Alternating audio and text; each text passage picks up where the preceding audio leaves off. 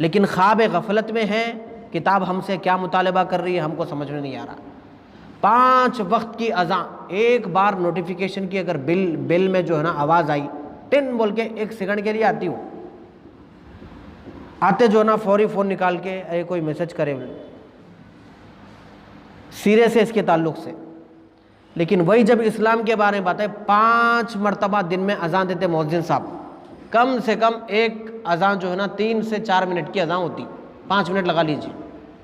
5 minute की अज़ान पूरी सुनने के बाद भी कानों से, माइकों में बुलंद आवाज़ से, तो भी जो ना ये ख्याल नहीं आता कि भाई मस्जिद की तरफ जाएंगे। लेकिन 1 सेकंड की बिल अगर आ गई फ़ोन में, अगर फ़ोन मेहराब में रखा हुआ है या बेडरूम में रखा हुआ है या बाहर ऑफिस में रखा हुआ है, कहीं भी रखा हुआ है, या किसी बच्चे के पास खेल रहा है बच्चा, अगर फौरी जाके फ़ोन लेके दे, मैसेज आया है, शायद किसी अपने चाहने वाले ने कुछ संदेशा भेजा हो, कोई बात भेजी हो, या फिर कोई जो है ना नौकरी उकरी का कोई मैसेज आया हो, या कोई पैसे उसे का मैसेज आया हो, या अकाउंट में क्रेडिट हुए हैं पैसे, या हैबत से इसलिए फ़ोन देखते कि अकाउंट से डेबिट हो गए पैसे, कुछ ना कुछ भाई बहरहाल खुशी में देखते हैं, गम में देखते हैं, लेकिन बिल आने पर अटेंशन होते हैं। अरे 5 वक्त भी आपको बुलाया जा रहा ना,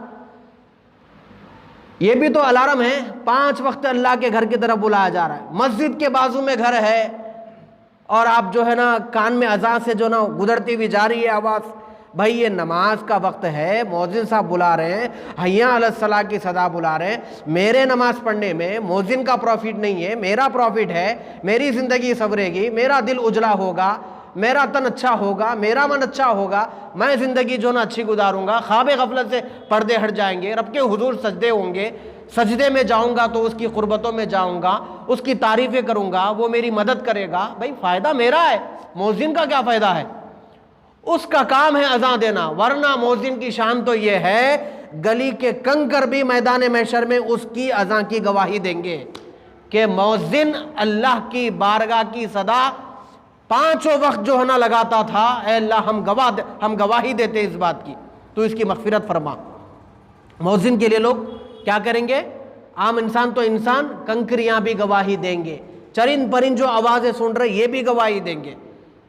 तो ख्वाब गफलत का जब पर्दा पड़ता है तो ये अजानों की आवाज़ भी कानों से गुजर के भी जो ना कुछ हासिल नहीं कर पाते।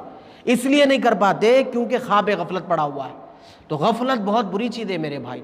कुरान को सामने रखकर गफलत की ज़िंदगी गुजारना ये ताज्जुब की बात है। अल्लाह यही बोल रहा है, इक़्तरब लिन्नासि हिसाबुहुम, हिसाब किताब करीब है, वहुम फ़ी गफलतिन। अरे ताज्जुब की बात है, तुम गफलत में पड़े हुए हो। मियाँ आगे चल के हिसाब देना है, अच्छे का हिसाब देना है, बुरे का हिसाब देना है, रात का हिसाब देना है, दिन का हिसाब देना है, मैदान का हिसाब देना है, कमरे का हिसाब देना है, मार्केट का हिसाब देना है, दौलत का हिसाब देना है, आने का हिसाब देना है, जाने का हिसाब देना, क्या खाया था वो हिसाब देना है, क्या बोला था वो हिसाब देना है, क्या देखा था वो हिसाब देना है, क्या पकड़ा था वो हिसाब देना है, कहाँ चल के गया था, ये इतने हिसाब किताब देने मियाँ वहुम फ़ी गफलतिन, और तुम ख्वाब गफलत में हो। यार कितनी ताज्जुब की बात है, अफसोस की बात है, ताज्जुब की बात है।